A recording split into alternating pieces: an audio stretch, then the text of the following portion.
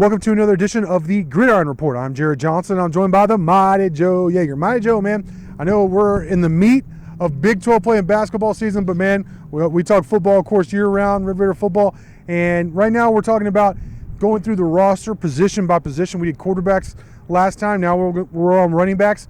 And look, I don't know about you, but I actually feel better about the running back position than I did this time last year, and a big part of that is the great performance of Roderick Thompson. I mean, Thompson ended up having a very productive season, especially down the stretch. He showed that he can be a bell cow kind of back. There were times where he was the only back, really, that they had, so he had no choice. Yeah. But I think he showed some toughness, he showed some ability, and I'm looking for bigger things from Sir Roderick coming up in the future. Yeah, he did have a good year.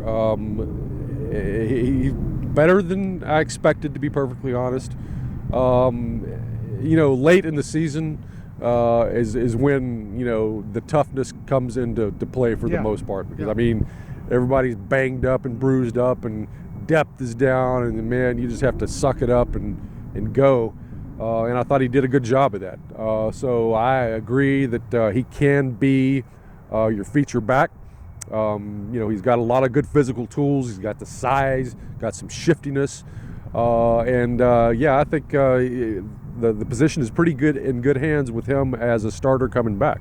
And then as a complimentary back, Tayzon Henry is somebody, if he could stay healthy, I like. He's actually a better between the tackles runner than you'd expect at his size, and he does have some elusiveness.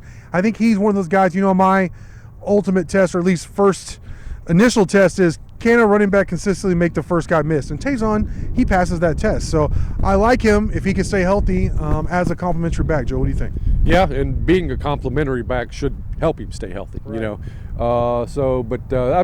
The running back position, it doesn't matter if it's Texas Tech or Oklahoma or Alabama or the Cowboys or whoever, is a position where people are just getting beat up. Right. That's it's the most, I've said it before, I think the running backs are the toughest people on the field.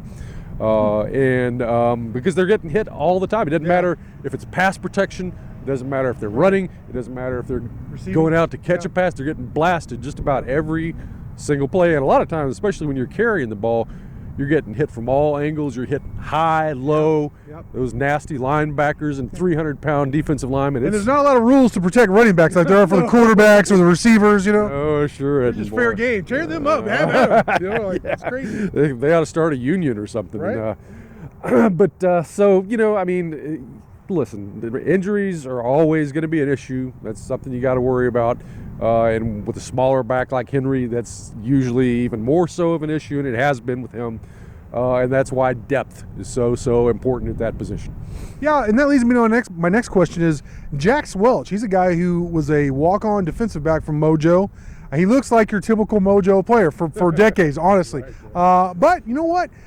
Every time I've seen him in practice, the guy always knows where he's supposed to be. He seems to get the job done. What do you think about him in terms of providing depth? He did play a little bit there at the end due to injuries. Hey, man, he's on scholarship now. He's part of the rotation. What do you think about him as providing depth? Do you expect much of anything more outside of kind of practice, kind of a good teammate kind of guy, or am I underestimating him? He's a guy that probably gets onto the field in injuries situations. If you're banged up there, if everybody's healthy, then he's probably not going to get on the field very much, except for maybe in special teams, definitely special teams. But if you're having to run the pill with Jax Welch against Big 12 players, in meaningful situations, not mop up, then that's not ideal. That's not so much a poke at Jax Welch. It's just the reality of the situation. He wasn't recruited by Tech coming out of high school, there's reasons for that. But I think probably as a number 3 back, he's probably serviceable for that position. Thing is I don't think he'll be number 3. That leads us to what I'm really excited about this position is the influx of talent, and it's because of one guy, Taj Brooks out of Manor High School, who signed during the early period. I talked about him a lot, perhaps along with Loic Fawunji. I'm as excited about this guy and Donovan Smith, the quarterback, as anybody that Tech signed in this class. 5'11", 215. He's rushed for over 4,000 yards in his career, high school career, over 1,800 yards last year. Maynard had a great season, one of the best seasons Maynard's had in some time. And, he can do everything. He's one of those guys who can do everything. You watch his film, he's good in pass pro, he's a good receiver, he's very good in the screen game. I mean, he's had some really explosive plays as a receiver in the screen game. And that's because not only is he good in terms of finishing runs as a power back, Joe, but his cutback ability is something that really stands out to me. Guys with size who have the vision and the just physical tools to cut back against the grain are some of my favorite players, and especially at the college level, because I think that's where a lot of the big plays are going to come from. But that's just what I see with Taj Brooks. I think, and Coach Wells said on National Signing Day, he's going to figure in immediately. Hey, he's the one true freshman that he didn't even bat an eye. Said, yeah, he's going to be in the mix, and for good reason. When you watch his tape, also you talk to him, everything you hear about Taj Brooks is, student body president, good grades. I mean, he's just as solid of a prospect as I really believe Tech could have hoped for at the running back position, both on and off the field. So to say I'm excited about him, and I know I'm really hyping him up, but I feel like I could hype him up even more, Joe. I don't know. Are you as excited about him as I am? Yeah, he's Tech really needed somebody like him. I mean, he fills the bill. Yes. You had to have a really good running back prospect in this class, and you got it. Yeah. So I mean, that gives you three good guys there. And is three enough? We'll see. Tech had three this past year. Of course, Shine as well, Armand. Yeah. But again, I mean, you got so many injuries there that the Jacks actually got on the field there a little bit. But better three than two.